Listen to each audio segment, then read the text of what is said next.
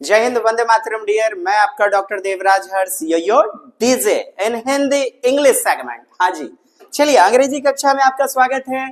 आज करते हैं बेहतरीन प्रीवियस ईयर क्वेश्चन 7 जुलाई 2024 में पूछे गए प्रश्न का एनालिसिस। सर्वप्रथम हो जाए गद्यांश अर्थात प्रोज सेगमेंट, उसके बाद हम लोग देखेंगे पोइट्री, तत्पश्चात पेडागॉजी। जी हाँ, 30 क्वेश्चंस से फुल रहेगी आज की कक्षा। Let's start.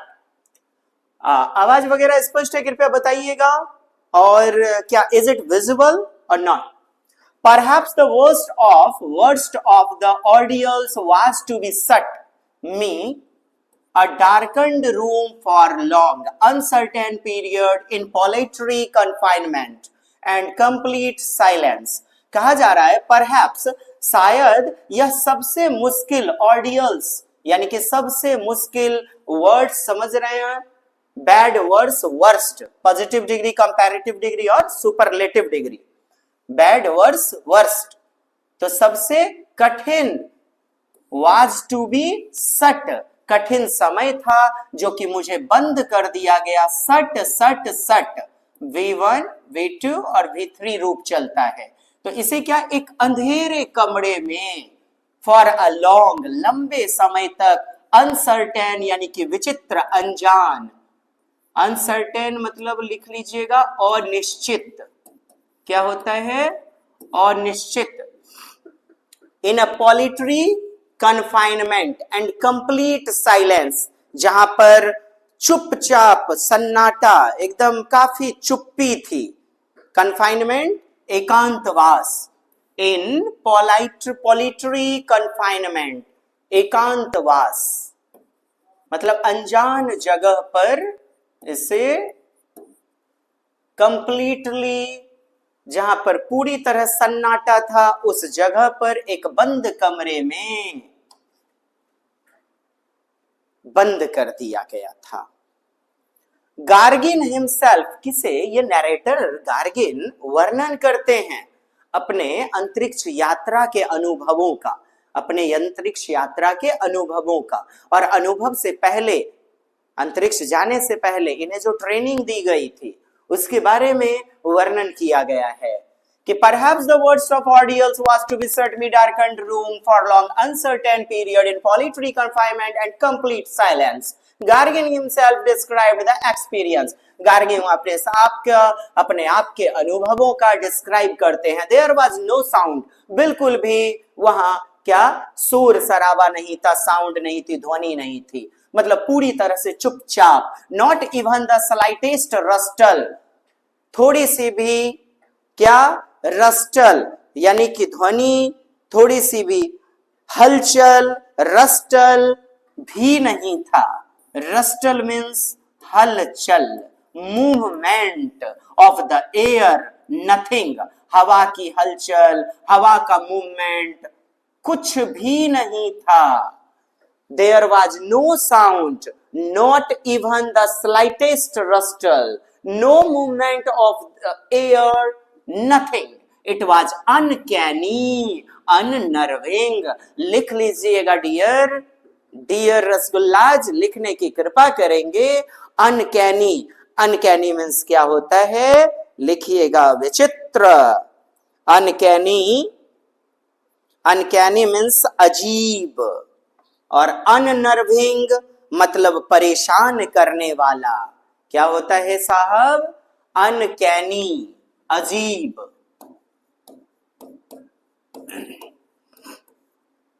अननर्विंग, परेशान करने वाला, अननर्विंग।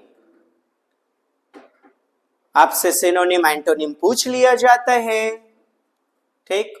तो there was not sound, no sound, not even the slightest rustle, no movement of the air, nothing। It was uncanny, unnerving। वहां कोई भी आवाज नहीं थी, ना तो कोई हल्की सी भी सरसराहट आवाज की, वो भी नहीं थी, ना तो कोई हवा की हलचल थी, कुछ भी नहीं। यह अजीब और परेशान करने वाला था। क्या? इन्हें जो अंतरिक्ष में एक एक्सपेरिमेंट के लिए एक बंद वीरान से कमरे में, अंधेरे कमरे में बंद कर दिया गया था। किसे? गार्गिन को। He would shut his eyes, उन्होंने अपनी आंखें बंद की और कल्पना किया अपने आप का, and imagine himself in a space cabin in orbit. Space cabin in orbit, अंतरिक्ष में स्पेस केबिन में बैठा हुआ इन्होंने, ऑर्बिट में जो शटल का ऑर्बिट है, कक्ष है, उसमें बैठा हुआ इन्होंने आंखें बंद करके इमेजिन किया। Looking at the world passing beneath him, कहा जा रहा है लुकिंग एट द वर्ल्ड यानी कि संसार को, दुनिया को अपने नीचे से गुजरते हुए इन्होंने पाया। अंतरिक्ष का अनुभव अपना बता रहे हैं कि नीचे से जैसे ये दुनिया, ये संसार, द वर्ल्ड, ये पृथ्वी नीचे से गुजर रही हो। बीनीथ मीन्स नीचे होता है, और बीनीथ एडवर्ब है आपका। लुकिंग एट द वर्ल्ड कैसा? कोऑर्डिनेट क्लाउज है हिम, और समटाइम्स मीन्स कभी कभी। ही वुड रिसाइट, रिसाइट मतलब जो भी यादों में है, उद्धृत। Half remembered poetry to himself, आधी अधूरी पोइट्री, कविता अपने आप में वे दोहराने लगे, गुनगुनाने लगे। He would recite half remembered poetry to himself. Then came parachute training. तो कहते हैं he would recite half remembered poetry to himself. जैसे डर वगैरह लगता है तो क्या हम लोग भी जय हनुमान ज्ञान गुण सागर हम लोग भी गुनगुनाने लगते हैं। तो ये जो गार्गिन है, ये भी जो है ना, आधी अधूरी दिमाग में जो भी आ रही थी, रिसाइट हाफ रिमेंबर्ड पोइट्री, उसको इन्होंने गुनगुनाना शुरू कर दिया, दोहराना शुरू कर दिया। देन केम पैराशूट ट्रेनिंग, और तब पैराशूट ट्रेनिंग का वह दिन भी आ गया। गार्गिन मेड 40 पैराशूट जंप्स, कहता है गार्गिन ने कितना? 40 पैराशूट जंप लगाए। धीरे धीरे, ग्रेजुअली मीन्स धीरे धीरे, इंक्रीजिंग डिफिकल्टी, जिसका लेवल धीरे धीरे बढ़ते चला गया। जैसे commando training, para commando training होता है ना, धीरे धीरे ट्रेनिंग में लेवल को बढ़ा दिया जाता है, डिफिकल्ट कर दिया जाता है। तो यही कहा जा रहा है, Gagarin made 40 parachute jumps for gradually increasing difficulty, अर्थात 40 का पैराशूट ट्रेनिंग वगैरह इन्होंने जंप किए 40, और धीरे धीरे जिसमें कि प्रत्येक का कठिनाई का स्तर बढ़ता जा रहा था। One of the most interesting of the training experiments, कहते हैं one of the most interesting of the training experiments, एक महत्वपूर्ण रोचक ट्रेनिंग का जो अनुभव था, अभ्यास का जो अनुभव था, उसमें सबसे ज्यादा महत्वपूर्ण और सुखद जो इन्हें अनुभव लगा, इंटरेस्टिंग, रोचक, was the method of providing experience of weightlessness, मतलब भारहीनता का अनुभव। वेटलेसनेस मतलब भारहीनता। जैसे अंतरिक्ष में जाते हैं तो पृथ्वी का 1/6 हो जाता है ना गुरुत्वाकर्षण, ग्रेविटी। तो इन्हें भी क्या? वेटलेसनेस। ये जो है ना काफी रोचक लग रहा था। आप खुद सोचिए, एकदम अंतरिक्ष में जब चले जाएंगे कितना रोमांचक, इंटरेस्टिंग लगने लग जाता है, रोचक। तो कहते हैं one of the most interesting of the training experiments was the method of providing experience of weightlessness in 10 early stages.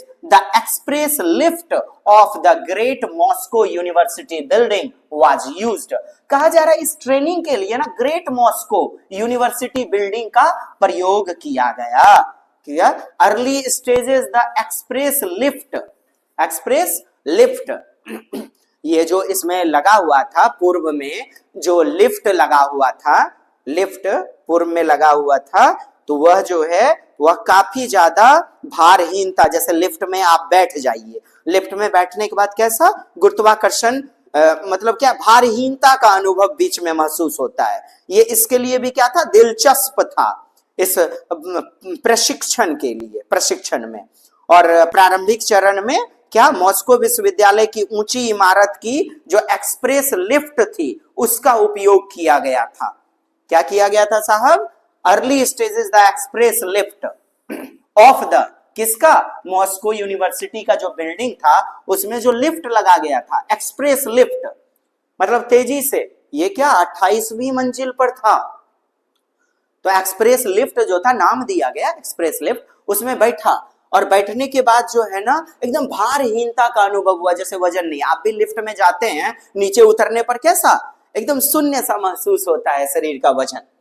हाँ, और इंटरेस्टिंग भी लगता है। तो कहा गया आगे next, from the 28th floor to the bottom allowed a drop of 500 feet. कहता है फ्रॉम द 28th फ्लोर, 28वीं मंजिल से, 28वीं मंजिल टू द बॉटम, नीचे की धरातल, allowed a drop of 500 feet, लगभग 500 फीट नीचे। At a certain high speed, the passenger would find himself suspended. कहता है जब certain high speed पे लिफ्ट जब चलना शुरू हुआ तो passenger would find himself, passenger को, जो भी बैठे हुए थे उस लिफ्ट में, उन्हें अपने आप पर संदेह महसूस हुआ, सस्पेंडेड, अपने आप को वो स्वतंत्र महसूस कर रहे थे, between the floor and ceiling of the lift without support. कहा गया बिटवीन फ्लोर, वो जो सतह था, सतह, और ceiling of the lift, lift का जो सतह था जिसपे खड़े रहते हैं, और ऊपर की जो छत है, सीलिंग, सीलिंग फैन होता है ना, तो विदाउट सपोर्ट, बिना किसी सपोर्ट के, जैसे उस लिफ्ट वाले बक्से को 28वीं मंजिल से फेंक दिया गया हो। नहीं, 28वीं मंजिल से लिफ्ट में ऐसा अनुभव होता है। ठीक, this was a convenient, convenient मतलब सुविधाजनक, इनएक्सपेंसिव। देखिए एक्सपेंस मतलब होता है खर्च करना, तो एक्सपेंसिव खर्चीला, इनएक्सपेंसिव मतलब जो बचत करता, अपव्ययी हो, जो व्यय न ज्यादा अपव्ययी हो, हाँ, बचत वाला। तो कन्वीनियंट, कहता है दिस वाज ए कन्वीनियंट, यह काफी ज्यादा सुविधाजनक, सहज और inexpensive way of reproducing zero gravity, यानी कि शून्य की भारहीनता उत्पन्न करने वाला, रिप्रोड्यूस करने वाला, यह एक सुविधाजनक और बेहद ही कम खर्चीला एक तरीका, एक रास्ता था।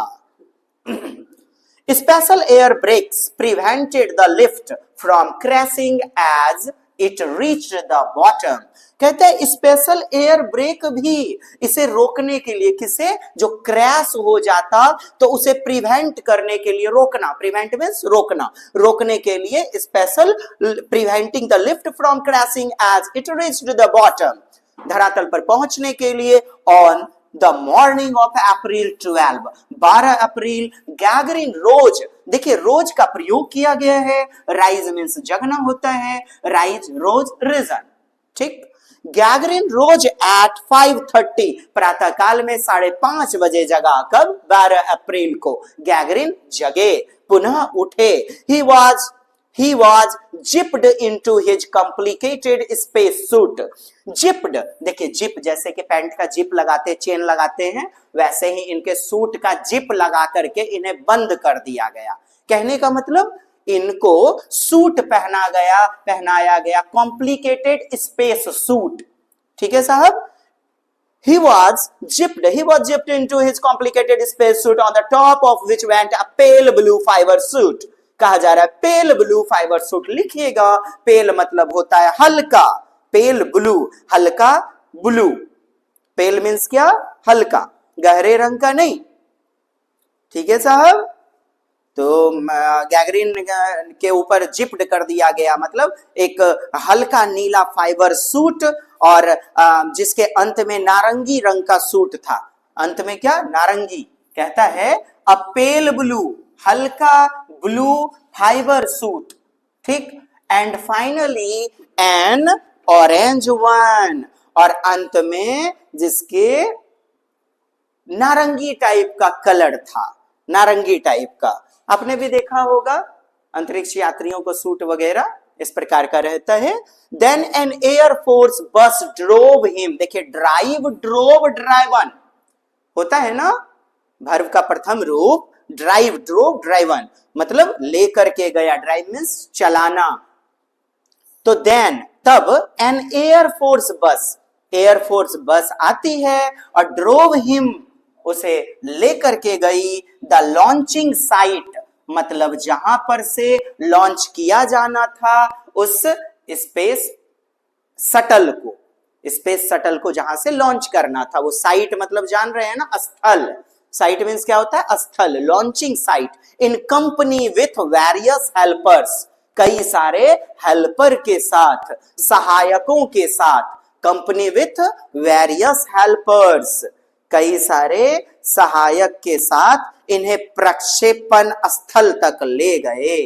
प्रक्षेपण स्थल तक यानी कि लॉन्चिंग साइट, प्रक्षेपण स्थल, जहां से अंतरिक्ष यान वगैरह प्रक्षेपित करने थे। In company with various helpers the gantry lift took him up 100 feet. कहा जा रहा है ये बड़ा भारी सा gantry lift, took, take, took, taken शब्द रूप चलता है। तो टुक हिम अप, उन्हें लेकर के चला गया 100 feet to the nose of the rocket. Rocket के नाक, यहां मतलब होगा अग्रभाग, मतलब अगला वाला जो हिस्सा था। नाक अभिप्राय नहीं होगा, तो समझा आपने? The Gentry lift took him 100 feet to the nose of rocket and he entered the cabin named Vostok with a wave to those below। कहा जा रहा है जिस अंतरिक्ष यान में ये बैठे उसका नाम वोस्तोक था। क्या था? Vostok, Vostok. He entered the cabin, way cabin में प्रवेश किए, named Vostok with a wave to those below। Wave to those below, wave हाथ हिलाया अपने नीचे जो थे, बिलो अर्थात जो भी लोग थे उन सब का अभिवादन किया। Wave to those below. Now we are going to study the questions. Our question is 121। One benefit of traveling in the express lift to Gargin was that, कहता है वन बेनिफिट, एक लाभ, of travelling in the express lift, ये जो express lift था, तो Gagarin was, Gagarin के द्वारा एक लाभ क्या था? गार्गिन जो कहते हैं, गार्गिन के लिए एक्सप्रेस लिफ्ट में जो यात्रा करने का एक लाभ था, क्या था?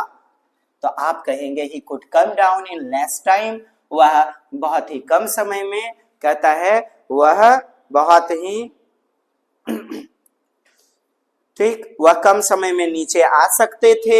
He could come down in less time. He did not have to pay for it. उन्हें इसके लिए पैसे नहीं देने पड़े। He did not have to pay for it. It was very thrilling. यह बहुत ही रोमांचक था, यह बहुत ही रोमांचक था। फिर डी नंबर, ही एक्सपीरियंस्ड जीरो ग्रेविटी, उन्हें अनुभव हुआ कैसा? तो शून्य गुरुत्वाकर्षण का। आपका उत्तर बताइए डियर। जी हाँ, D will be the best answer. आपने पैसेज में देखा ही एक्सपीरियंस्ड जीरो ग्रेविटी। देखिएगा पैसेज में दिखा देता हूं, यहां पर देखें। कन्वीनियंस कहा गया है ना पैसेज में, this was convenient and inexpensive way reproducing zero gravity. और यहां पर आप देखेंगे कि यहाँ पैसेज में लिखा, one of the most interesting of the training experiments was the method of providing experience of weightlessness. क्या? वेटलेसनेस मतलब भारहीनता, भारहीनता का अनुभव हुआ। नेक्स्ट डियर, अगला क्वेश्चन हमारा, study of the following statement. 1 April 12 on है ये, ऑन अप्रैल 12 यानी कि 12 अप्रैल गैगरिन वोक अप 5 साहब 5:30 में न जगा था, पैसेज में कहा गया, गलत हो गया। ही मोर अ ब्लू स्पेस सूट, कहा जा रहा है ही वोर, उन्होंने पहना हुआ था ब्लू स्पेस। यहां भूल गए क्या? पेल होगा ना, पेल, पेल ब्लू, फाइबर सूट, पेल यानी कि हल्का ब्लू था, यह भी विकल्प गलत हो गया ना dear. He travelled in space in Vostok, वह वोस्तोक में चढ़े थे, बिल्कुल सही बात है। सो 1 and 2 are wrong but 3 is correct, is the right answer. Next, Gagarin was a और एन, गैगरिन क्या थे साहब? क्या वो पैराट्रूपर थे, स्पेस ट्रैवलर थे, अंतरिक्ष यात्री? आप कहेंगे जी हां, वे क्या थे? स्पेस ट्रैवलर, स्पेस ट्रैवलर, अंतरिक्ष यात्री, अंतरिक्ष यात्री थे। क्या थे? अंतरिक्ष यात्री। ठीक, पैराट्रूपर मीन्स क्या होता है? पैराट्रूपर जी रोमांचक यात्रा करने वाले पर्यटक थे क्या? Adventure tourist. फिजिस्ट थे क्या मॉस्को यूनिवर्सिटी में? क्या भौतिक शास्त्री थे? चलिए हमारा उत्तर मिल चुका है, B is the right answer, space traveller, अंतरिक्ष यात्री। और ये अपने घटना का वर्णन करते हैं। Now 124 dash looking at the world passing beneath him. अब देखिए बीनीथ को अंडरलाइन कर दिया गया। क्या कहा जा रहा है? Dash looking at the world passing. तो गैगरिन जो है ना अपने नीचे से जैसे धरती को खिसकता हुआ पा रहे थे, हाँ धरती को गुजरता हुआ महसूस कर रहे थे अपने नीचे से। बीनीथ मीन्स नीचे, और ये क्या है? एडवर्ब है। क्या है? क्रिया विशेषण। एडवर्ब किसे कहते हैं साहब? जैसे कंप्लीटली, पूरी तरह से। हाँ ये सब क्या है? जो नाउन का, प्रोनाउन का, वर्ब का, और कभी कभी तो एडवर्ब अपने आप का भी विशेषता बताता है, उसी को तो कहते हैं क्रिया विशेषण। 125 study of the following statement in his private life Gagarin was a poet। कहता है अपने निजी जीवन में गैगरिन एक लेखक थे। मारिए गिरा पड़ा के लड़ठी चोब करके। कोची पढ़े आप? स्पेस ट्रैवलर थे ना जी, लेखक थोड़े थे, narrator. In the experimental dark room, कहता है एक्सपेरिमेंटल प्रयोगात्मक डार्क रूम। देखिए अंतरिक्ष में ऐसे ही थोड़े भेज दिया जाएगा, पहले एक्सपेरिमेंट करवाया जाता है जी। अंधेरे में आप रह सकते हैं, कभी अंतरिक्ष यान आपका फंस गया है ना, भोजन करने के लिए भी एक पैर रखिएगा तो लगभग 100-150 फीट जाकर के दूर पर जाकर के गिरेंगे, क्योंकि भारहीनता का अनुभव होता है। हम जानते हैं चंद्रमा पर भी 1/6 हमारा वेट पाया जाता है। कहने का अभिप्राय यदि 60 केजी यहाँ धरती पर वजन है तो वहां पर कितना पाया जाएगा जी? 10 केजी तरजवा पर ना पाएंगे वहां। चलिए तो dark room there was no air. कहता है in the experimental room there was no air, वहां कोई हवा नहीं थी एक्सपेरिमेंटल रूम में जी। कमेंट्स करेंगे उत्तर। बिल्कुल सही बात है जी हाँ। चलिए तो 1 is right and 2 is wrong. बात है सही या गलत? Study the following statement in his private life Gagarin was a poet. Gagarin poet थे क्या? लेखक थे क्या? आप कहेंगे नहीं। In the experimental dark room there was no air, कहता है कोई हवा नहीं थी, कोई हवा नहीं थी इन द एक्सपेरिमेंटल डार्केस्ट रूम। हवा तो नहीं थी साहब। 2 किधर है? 2 आर राइट एंड 1, अरे बाबा किधर है? 2 is right and 1 is wrong. जी हाँ ये हमारा उत्तर सही है, दूसरा हमारा सही हो जाएगा और पहला विकल्प क्या है? गलत है। देख रहे हैं कैसे खतरनाक खतरनाक, इसके लिए वर्ड मीनिंग स्टॉक करना होगा dear. Next dash and he entered the cabin the underline and dash. कहता है ये क्लाउज है तो कैसा? कोऑर्डिनेट क्लाउज है, सह संयोजक, मतलब जोड़ने का काम करता है। एंड लगा हुआ है ना। ही entered the cabin, he entered the cabin, वह उन्होंने केबिन में क्या किया? प्रवेश किया, केबिन में प्रवेश किया। यहां आप देख पा रहे हैं इसमें किधर है देखिएगा? he entered the cabin। जी हाँ देख रहे हैं, कहता है him 100 feet to the nose of the rocket and he entered the cabin। दो वाक्यों को जोड़ने का काम कर रहा है, तभी तो इसे हम कोऑर्डिनेट क्लाउज कहेंगे। कैसा क्लाउज कहेंगे? उपबंध। कैसा? कोऑर्डिनेट वाला, कोऑर्डिनेट। ठीक, नाउन एडजेक्टिव एडवर्ब होगा नहीं। अगला क्वेश्चन है हमारा, गैगरिन वाज सट up in a dark room. एक अंधेरे बंद कमरे में गैगरिन को बंद कर दिया गया था। सट सट सट, तीनों रूप इसका SHUT होता है, जिसका मतलब बंद करना। To feel like in a space cabin, एक पनिशमेंट के रूप में। टू मेडिटेट, ध्यान के लिए, मेडिटेशन करने के लिए। एज एन एक्सपेरिमेंट, एक प्रयोग के लिए इन्हें क्या बंद किया गया था उस डार्केस्ट कमरे में। 128 डैश इज अ कन्वीनियंट, मतलब सुविधाजनक, हैंडी, हैंडी सुविधाजनक।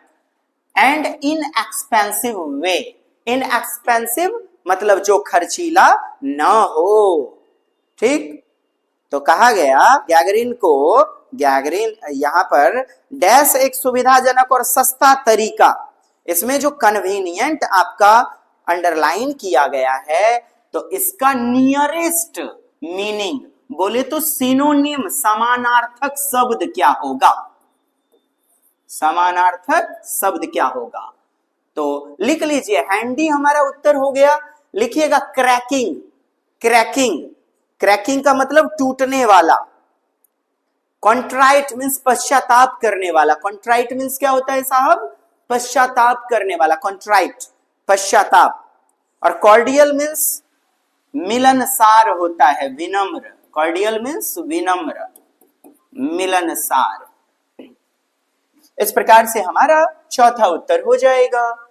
नेक्स्ट पैसेज पुनः देखिएगा और चलते हैं फिर से एक बार और पैसेज की दुनिया में। आप लोग कुछ नहीं करेंगे, इस वीडियो को पुनः 3 दिन बाद देखेंगे जी, 3 दिन बाद देखेंगे और इसके पैसेज को खुद से रीड करो आप पहले। ये मैं हट गया, आप स्क्रीनशॉट लीजिए और रीड करें। रीडिंग करोगे डर दूर भागेगा। उनसे मिलना जुलना क्यों अच्छा लगने लगा, जरा जरा हमने मुलाकात की और डर दूर भाग जाता है। कुत्ता से नजर बचा के भागोगे तो वह दौड़ने को भागेगा, यानी डराएगा। आप यदि कुत्ते के सामने खड़े हो जाते हैं, कुत्ता डर कर आपसे दोस्ती करने लगता है, पूंछ हिलाने लग जाता है। यह प्रमाण है, अंग्रेजी डराती है तो कुछ ना करो, बस खड़े हो जाओ उसके सामने, टूटी फूटी भाषा में ही सही पढ़ना शुरू कर दो, आप प्रेम हो जाएगा अंग्रेजी से। वरना डरते रहो ना साहब, किसने रोका है। चले बढ़ते हैं सेगमेंट की ओर। My home town in the mid 1970s was laid back place resembling a remote rural area। कहता है माई होम टाउन, मेरा जो गृह आवास है, इन मिड 1970 1970 की बात बता रहा है लेखक महोदय, 1970 की बात बता रहे हैं। Was laid back place, lead back place, resembling, resemble means क्या होता है, इकट्ठा होना। अ रिमोट रूरल एरिया, कैसा, रिमोट रूरल एरिया, रिमोट मतलब दूरस्थ, ग्रामीण क्षेत्र अर्थात शहर से दूर था। resembling a remote rural area except in having some amenities। amenities सुख सुविधा, तो कुछ सुख सुविधाओं के साथ। 1970 के दशक के मध्य में मेरा जो होम टाउन है, गृहनगर, एक शांत और धीमी गति से बदलने वाली जगह थी। laid back place, resembling a remote rural area except in having some amenities। Our house was almost on one end of the town। कहता है except in having some amenities, कुछ सुख सुविधाओं के साथ, ठीक, कुछ सुख सुविधाओं के साथ। Our house was almost, अच्छा यहां पर क्या कहा गया, a remote rural area, remote rural area अर्थात जो रूरल एरिया, रूरल मीन्स क्या होता है, लिख लीजिएगा, रूरल मीन्स ग्रामीण और अर्बन मीन्स होता है शहरी, अर्बन मीन्स शहरी। ठीक, हमारा घर शहर के लगभग एक छोर पर था, क्या, एक छोर पर, शहर के एक छोर पर। Our house was almost, almost means लगभग, at one end of the town, शहर के लगभग एंड, एक छोर पर, एक किनारे। अबाउट 15 किलोमीटर अवे, 15 किलोमीटर दूर, there was a small village where a fair, fair means मेला, फेयर मीन्स क्या होता है, मेला, वाज हेल्ड। कहता है 15 किलोमीटर दूर, there was a small village, एक छोटा सा गांव जहां पर कि मेला लगता था प्रत्येक साल, एवरी ईयर। कब, एक सप्ताह में, प्रत्येक साल एक सप्ताह में मेला लगता था। तो वीकली, कैसा, वीकली मेला लगता था साल में।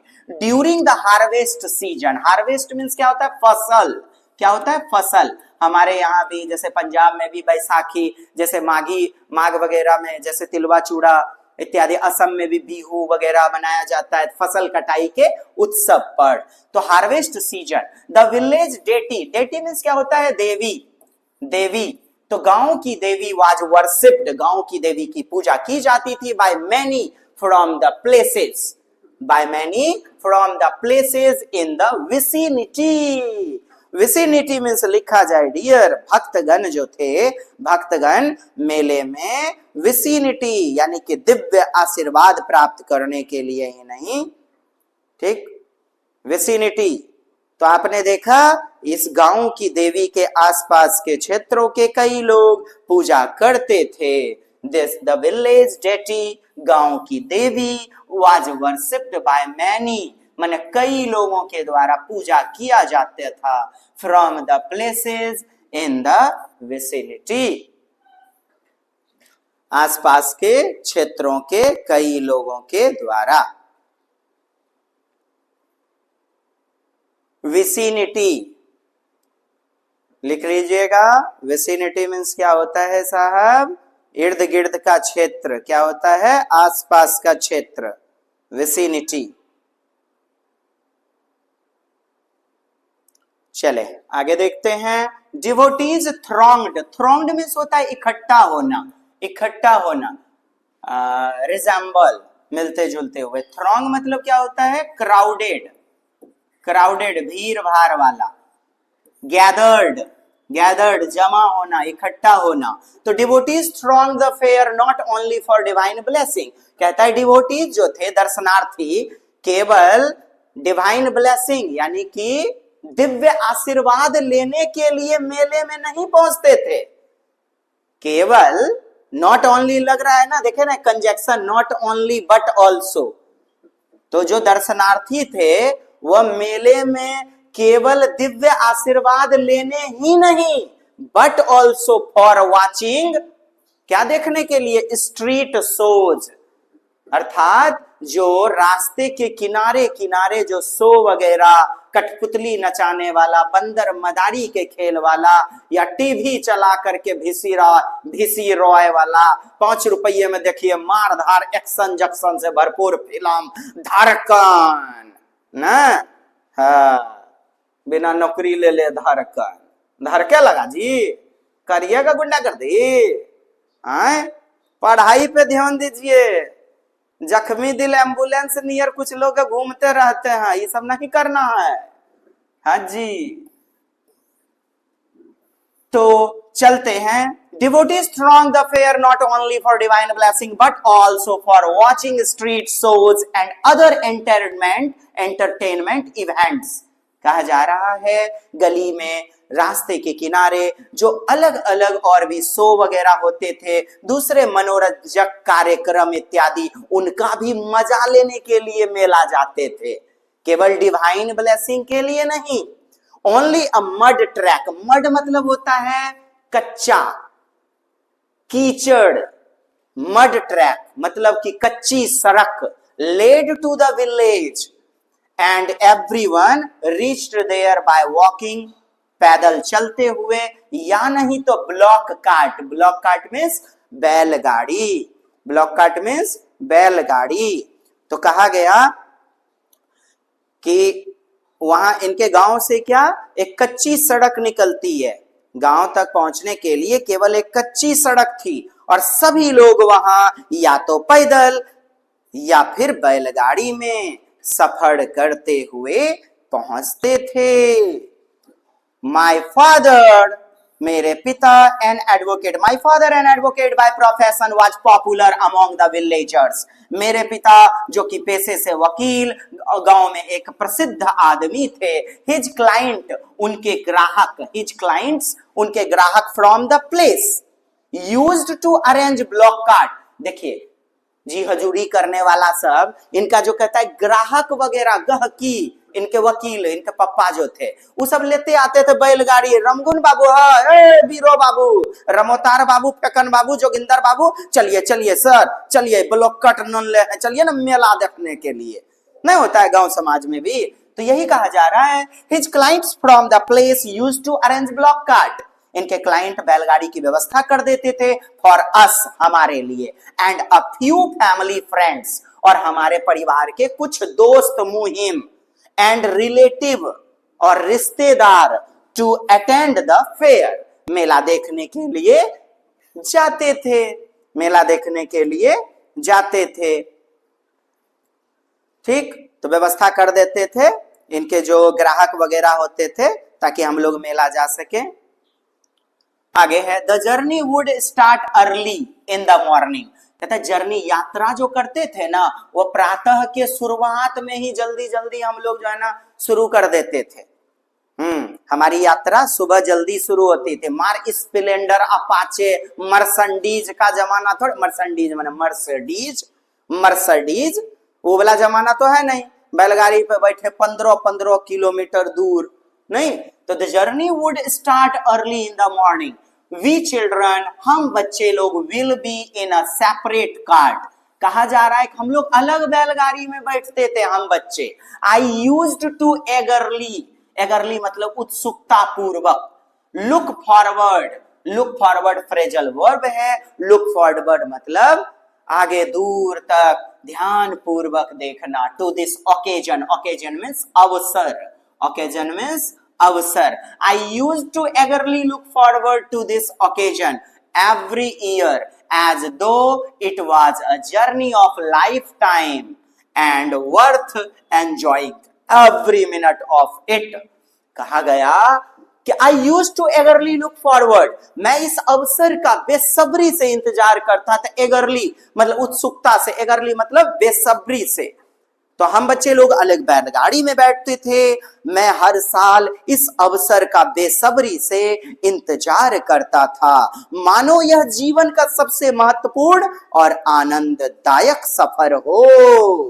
यहां देखिए लिखा गया है ना, कहता आई यूज टू एगरली, मैं बेसब्री से, लुक फॉरवर्ड देखता था, इंतजार करता था इस अवसर का, एवरी ईयर प्रत्येक साल, एज दो मानो, एज दो, एज दो मानो जैसे, it was journey of life time, मानो जैसे यह जीवन का सबसे महत्वपूर्ण और आनंददायक सफर हो। हम लोग भी क्या दिवाली का इंतजार करते हैं बच्चे लोग ना बेसब्री से, होली का, तो यही बातें हैं। And worth enjoying every minute of it, और जीवन का जैसे काफी ज्यादा मतलब एक एक मिनट का आनंद देने वाला जैसे ये मेला था, आनंददायक सफर, काफी ज्यादा महत्वपूर्ण। Next, money saved for this fair, इस मेले के लिए मैं पैसा बचाता था। वुड बी टक्ड फॉर्मली, कहता है मनी सेव्ड, मनी बचाए गए थे फॉर दिस फेयर, इस मेले के लिए। वुड बी टक्ड फॉर्मली, उसको मैंने कस करके, फॉर्मली मतलब दृढ़ता, सख्ती से, फॉर्मली सख्ती से, तो सख्ती से कहता है tucked formally in my pocket, मैंने पॉकेट में कस कर पकड़ के रखा था। ड्यूरिंग द जर्नी, यात्रा के दौरान। वेन एवर द कार्ट जर्कड, जब कभी भी धक्के खाती थी बैलगाड़ी, जर्कड समझ रहे हैं ना, जर्किन, और स्पीड अवे, और तेज गति से या फिर तेज गति से, स्पीड अवे मतलब इस मेले के लिए बचाए गए जो पैसे थे उसमें यात्रा के दौरान अपनी जेब को अच्छी तरह टाइट से पकड़ता था ताकि जर्किन में पैसा उछले नहीं, ताकि जर्किन में क्या हो, पैसा उछले नहीं, इस कारण से, है ना। हाँ, हम्म हम्म हम्म हम्म हम्म हम्म। चलिए आगे पढ़िएगा पैसेज को। जी हाँ, पैसेज को पढ़िए, काफी बेहतरीन, एकदम रीडिंग स्किल पहले लगाइए।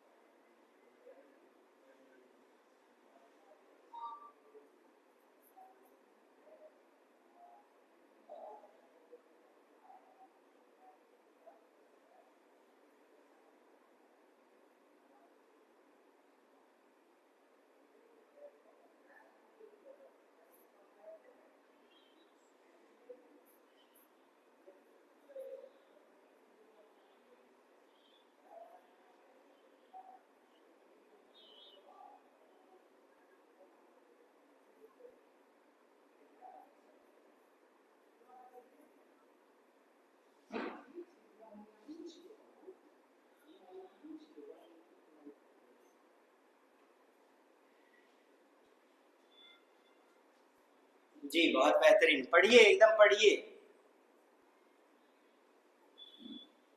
इसे आप कृपया पढ़ें, पैसेज को पढ़ेंगे तभी उद्धार होगा। अंग्रेजी से दोस्ती करें, करेंगे दोस्ती तो होगा उद्धार, करेंगे बैर तो नहीं होने देगा कभी भी बेड़ा पार।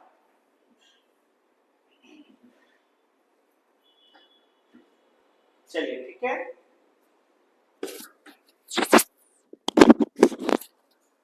पढ़िएगा।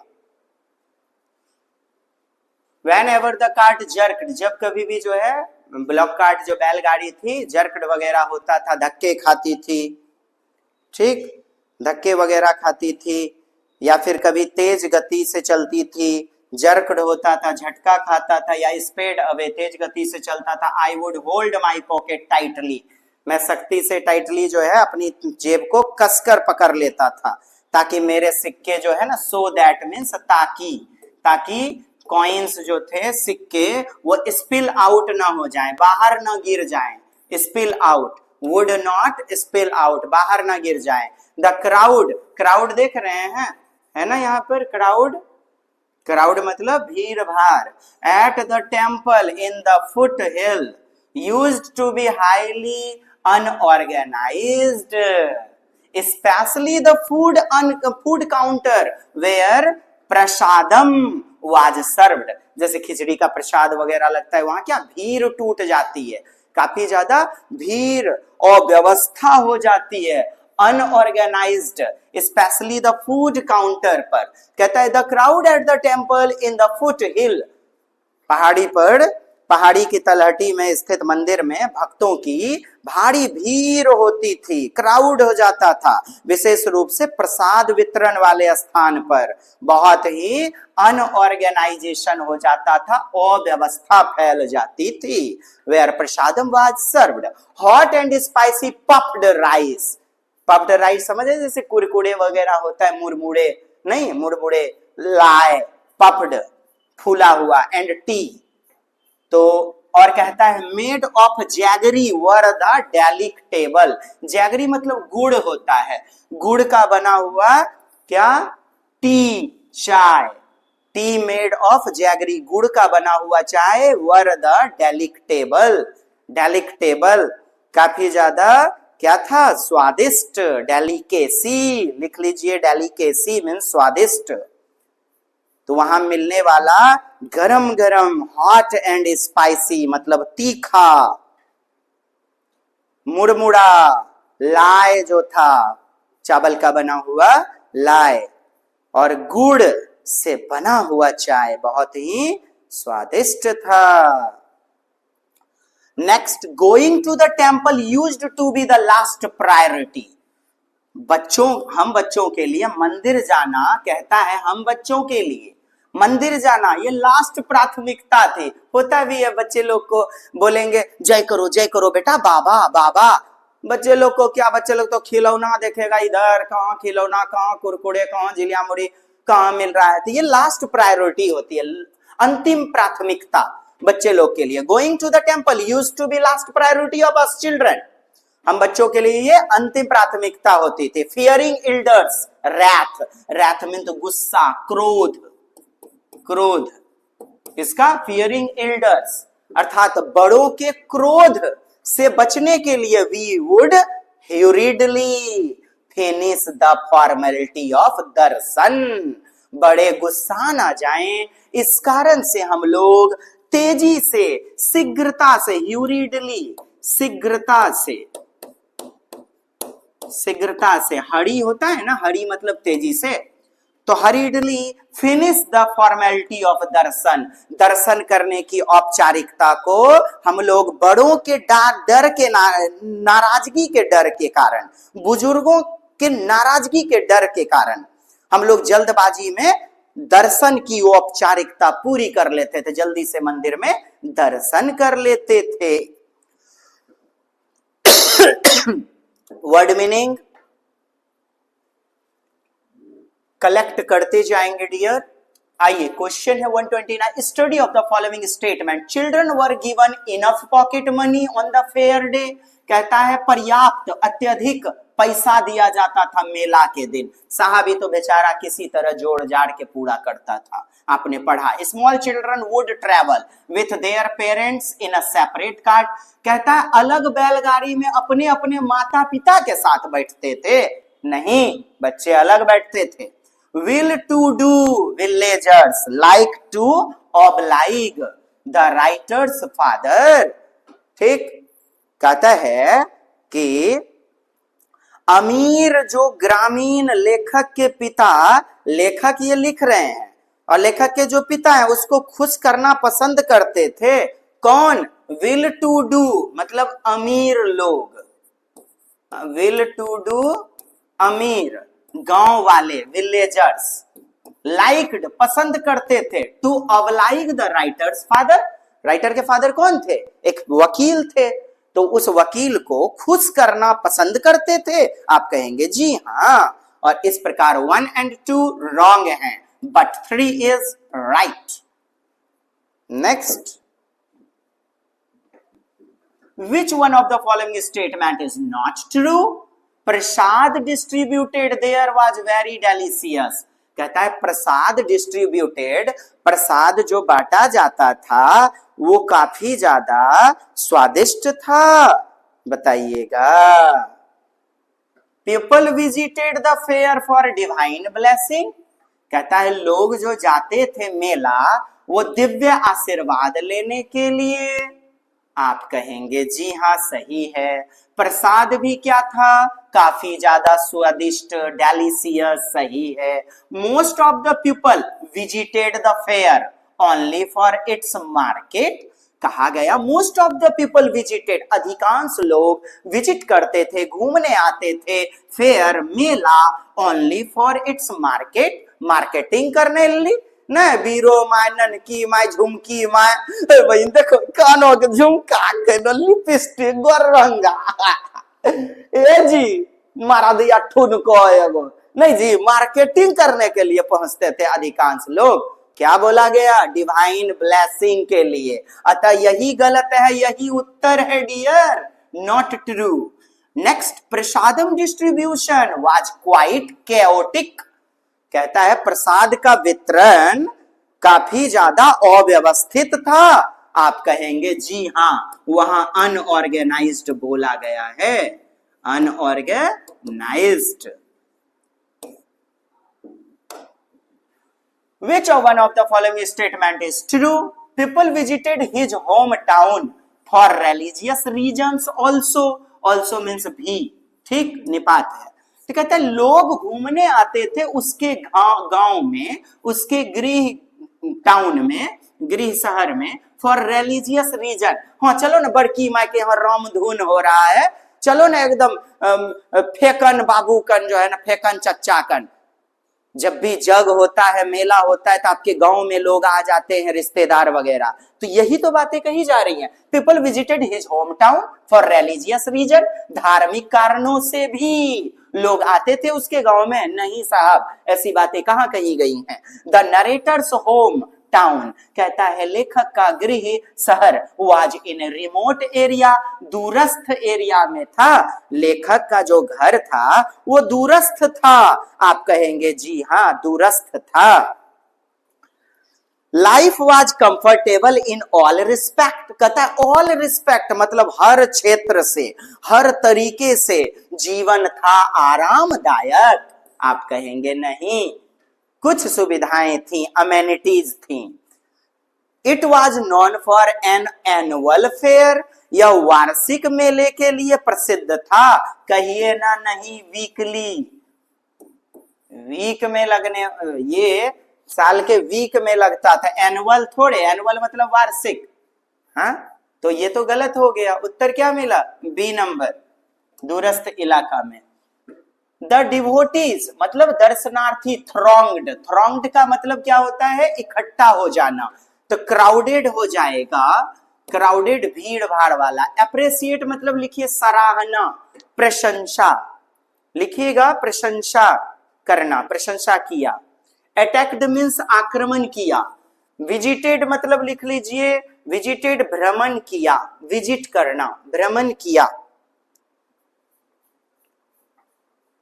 नेक्स्ट क्वेश्चन है डियर हमारा, I used to eagerly look forward, कहा जा रहा है मैं उत्सुकता पूर्वक से, गंभीरता से, उत्सुकता बेसब्री से, लुक फॉरवर्ड देखता था इसे, क्या उस मेले का बाट जो होता था कि कब आएगा मेला, तो क्या उदासीनता से, इनडिफरेंटली, कहता है उदासीनता से, इनडिफरेंटली, खिन्न भाव से, उदासीनता, खिन्न भाव से, नीरस भाव से, हर्टली, दिल से, दिल से, आप बोलोगे जी, दिल से, अनईजली, और इजली कहा जा रहा है, इजली मतलब होता है आसानी से, ठीक, तो इसी से ईज से बना, आसानी से, इजली मतलब आसानी से, अनईजली मतलब अनईजली, असहज रूप में,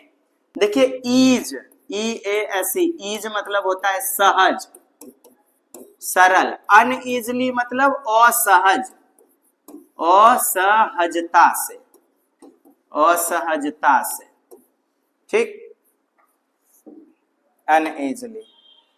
Study the following instrument. The writer would be very careful. कहता है लेखक बहुत ही सतर्क थे while traveling in the cart. जब वो यात्रा करते थे, लेखक लिख रहे हैं ना, बोलते हैं ना मैं पॉकेट को टाइटली पकड़ता था, बात है सही। इन स्पाइट ऑफ मतलब के बावजूद, the jerks and jolts, the journey was enjoyable, क्या थी जर्नी, काफी ज्यादा सुखद, आनंददायक, क्या आनंददायक, सुखद, झटका, जॉल्ट मीन्स धक्का वगैरह, झटका वगैरह के बाद भी, in spite of the jerk, झटका, जॉल्ट्स, धक्का के बाद भी जर्नी काफी ज्यादा आनंददायक थी, yes. 135 only a mud track, mud track मतलब कच्ची सड़क, led to the village, the underline word is any, देखिए मड ट्रैक, कच्ची सड़क, ट्रैक आपको बोल देगा, जैसे काला चश्मा, काला चश्मा, देखिए चश्मा क्या है, नाम है, और नाम को क्या कहते हैं, नाउन, नेमिंग वर्ड, नहीं, अब कैसा है, काला है, वैसे ही मड कैसा, कीचड़ वाला, तो हो जाएगा एडजेक्टिव, क्या हो जाएगा डियर, विशेषण। आइए अब पेडागोजी सेगमेंट देखते हैं साहब, पेडागोजी सेगमेंट चलिएगा, और ये आपका पहला प्रश्न है, यस हियर इट इज।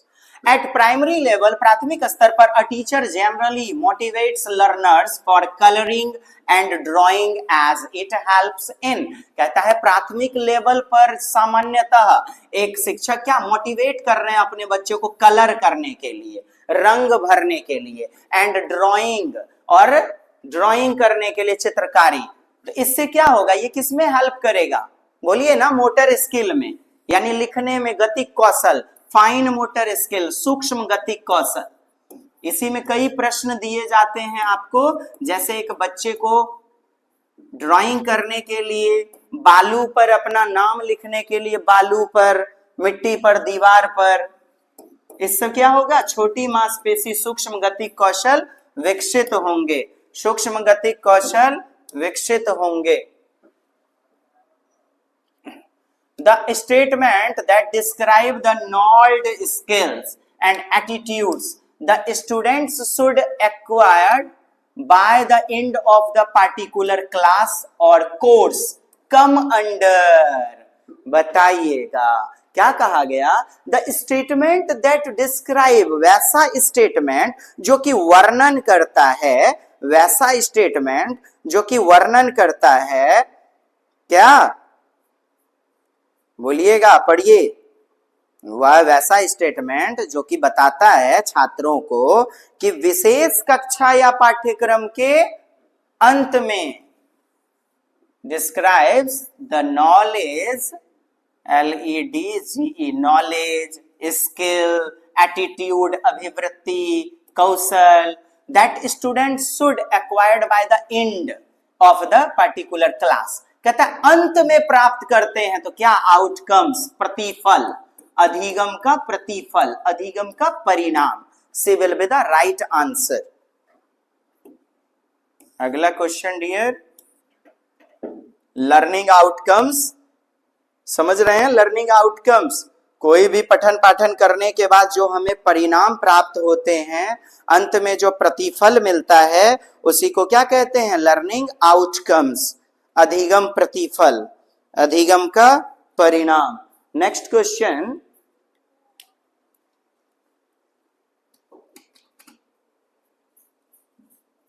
जी हाँ, A teacher promotes group discussion and peer interaction। Group discussion को बढ़ावा दिया जा रहा है। ग्रुप डिस्कशन, किसे? ग्रुप डिस्कशन को, अर्थात चर्चा।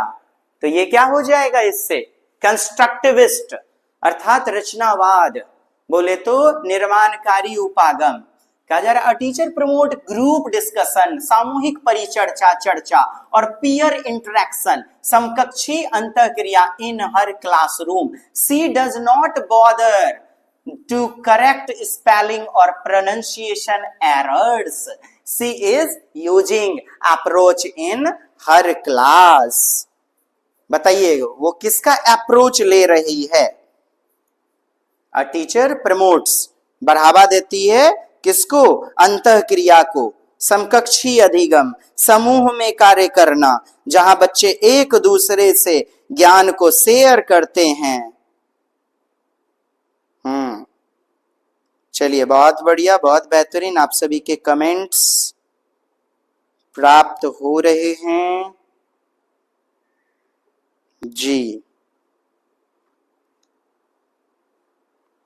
बेहतरीन। ओके डियर,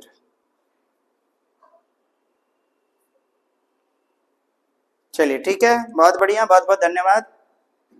हौसला अफजाई के लिए शुक्रिया, बने रहेंगे।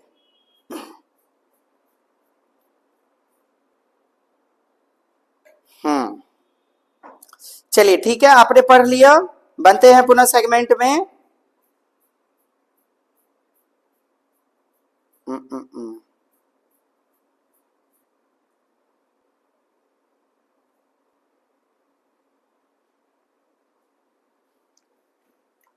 A teacher promote group discussion को बढ़ावा दिया जा रहा है। पीयर, बच्चे 4-5 बच्चे समूह में कार्य कर रहे हैं इन her classroom. She does not, वह जो है नहीं बॉदर टू करेक्ट स्पेलिंग और प्रोनाउंसिएशन, वो बच्चों को जो है ना बॉदर नहीं करती है।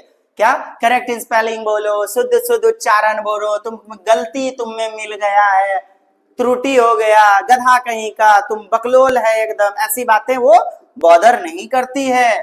ठीक, तो सी इज यूजिंग, वो क्या कर रही है?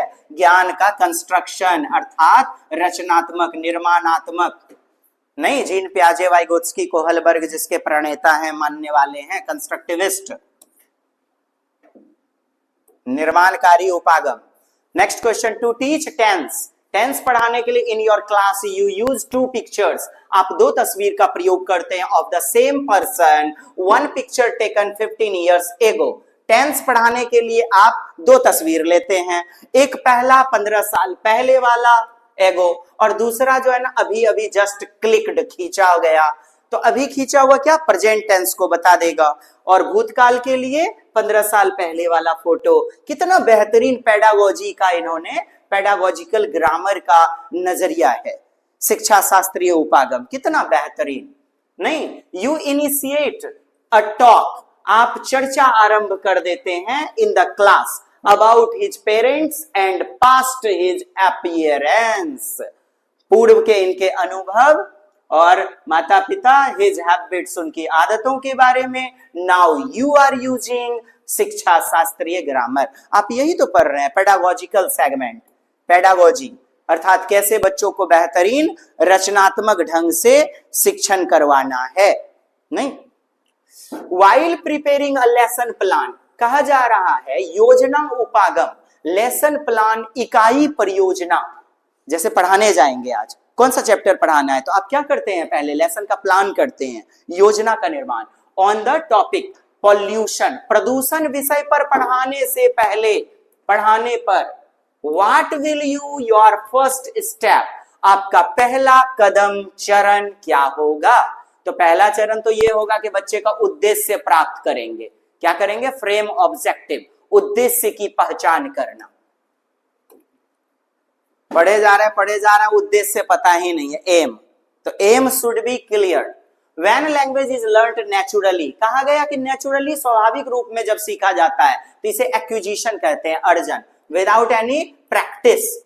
और प्रैक्टिस करेंगे तो क्या कहलाएगा? वो लर्निंग नहीं साहब, एक्विजिशन हमारा उत्तर हो जाएगा। Children learn a language most effectively, अत्यधिक प्रभावशाली ढंग से बच्चे जो है लैंग्वेज को सीखते हैं। When they have, जब बच्चों में मोटिवेशन दिया जाए, अभिप्रेरणा, मोटिवेशन होगा तो बच्चे खुद ब खुद करते चले जाएंगे। लिंग्विस्टिक कॉम्पिटेंस अर्थात भाषाई योग्यता, कॉम्पिटेंस क्या हो गया? इसका मतलब लिख लीजिए डियर रसगुल्लाज, प्रिय मित्र बंधुओं, भाइयों एवं उनकी बहनों, कृपया जल्दी लिखिएगा। भाषिक क्षमता, योग्यता, लिंग्विस्टिक कॉम्पिटेंस। तो देखिए भाषा की योग्यता क्या बताती है आपको? हाँ, किसमें समर्थवान बनाती है, इनेबल करती है लर्नर्स टू। कहां पर भाषा का प्रयोग करना है? नो हाउ, कैसे, और कहां पर लैंग्वेज का उचित प्रयोग करना है, appropriately. Know how and when the use to use the language appropriately, अर्थात कहां और कब भाषा का बेहतर उपयोग किया जाए। Next, a teacher brings real life object like umbrella, raincoat, screw driver. वास्तविक वस्तु को लेकर के आते हैं एक शिक्षक, जाके जो जोकर का टोपी लेते आए कि देखो बेटा ये टोपी है, तो बच्चे को सिखाना जाना है क्या? शंकु अर्थात कोन, और इसे रियालिया कहते हैं। रियल ऑब्जेक्ट मतलब वास्तविक वस्तुएं। Today Raju is very happy as he is going to school. Raju जो है ना आज बहुत ही एकदम मजा में है, मन खुश है। काहे? He is going to school, वह विद्यालय जा रहा है। He is the first from his family to come to school, विद्यालय आने वाला वो अपने पूरे खानदान में, पीढ़ी में फर्स्ट है। इसे क्या कहेंगे? फर्स्ट जनरेशन स्टूडेंट, प्रथम पीढ़ी छात्र, प्रथम कुल छात्र। One of the important feature of dash is that learners solve problem collectively either in a pair or in a group। देखिए बच्चा यदि पेयर में काम कर रहा है, ग्रुप में काम कर रहा है, तो बच्चे में कहा जा रहा है one of the important feature of dash is that learner solved problem collectively. तो बच्चा प्रॉब्लम को, समस्या समाधान ग्रुप में कर रहा है। होल लैंग्वेज अप्रोच होगा नहीं, इसे CLT कहेंगे, कम्युनिकेटिव लैंग्वेज टीचिंग, संप्रेषणात्मक भाषाई शिक्षण, अर्थात भाषा का विकास समूह में बेहतर होगा। A teacher ask her learners to write a paragraph on water. जल टॉपिक क्या है? प्रकरण वाटर, और वाटर पर एक लेखक जो है लिखने के लिए कहते हैं क्या? एक पैराग्राफ, अनुच्छेद। Then the learners start discussion what they have been taught in science and social science classes. Then the learners, उसके बाद बच्चे क्या है ना, चर्चा कर देते हैं, स्टार्ट, शुरू, what, जो भी उन्होंने टाउट, उसे पढ़ाया गया है साइंस में, विज्ञान में और सामाजिक विज्ञान में, चर्चा कर दिए। Then they begin to write paragraph on water। फिर उसके बाद उन्होंने क्या किया? शुरू कर दिया, चर्चा कर लिया। कहने का मतलब है लिखना फिर शुरू किया, तो विज्ञान से और सामाजिक विज्ञान से उन्होंने ले लिया क्या? कंटेंट। तो इसे LAC कहा जाता है, लैंग्वेज अक्रॉस करिकुलम, पाठ्यचर्या के अंतर्गत जाना, पाठ्यचर्या के पढ़े जाना, LAC। जब आप एक विषय में दूसरे कई विषय से सपोर्ट ले करके कर देते हैं पढ़ाई में मदद, तो उसे LAC कहा जाता है, पाठ्यचर्या के पढ़े। 148, यू एज ए टीचर, आप एक शिक्षक के रूप में फाइंड, पाते हैं that the language used in the lesson is very difficult for your learners. आप पाते हैं कि जो लेसन में आया हुआ है ना लैंग्वेज, वो बहुत ही क्या है, कठिन है आपके लर्नर्स, बच्चों के लिए। यू सिंप्लीफाई द लैंग्वेज, आप उसे सरल कर देते हैं, यानी बच्चों के अनुसार ढाल देते हैं, आप उसमें कुछ परिवर्तन भी करते हैं। Also make certain change in the content to suit your learners, ताकि बच्चे उसे सीख पाए, और इसे हम कहेंगे बच्चे के अनुकूल बना देना, अनुकूलन। अर्थात शिक्षण सामग्री को पुस्तकों को बच्चे के मस्तिष्क क्षमता योग्यता के अनुसार जोड़ना एडेप्टेशन कहलाता है, अनुकूलन। Next question, you were born and brought up in a village, आपका गांव में जन्म हुआ है और आप वहां पालन पोषण आपका हुआ है। क्या?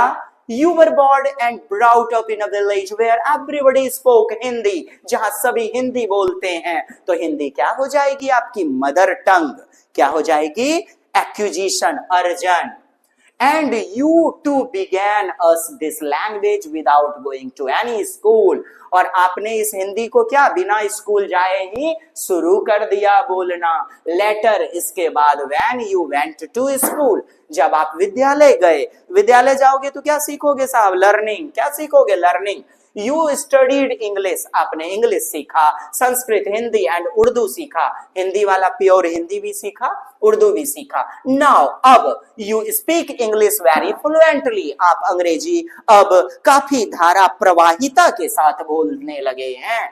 Now, which is your first language? साहब फर्स्ट लैंग्वेज एक्विजिशन वो तो नहीं बदलेगा, हिंदी का हिंदी ही रहेगा। So, C will be the right answer.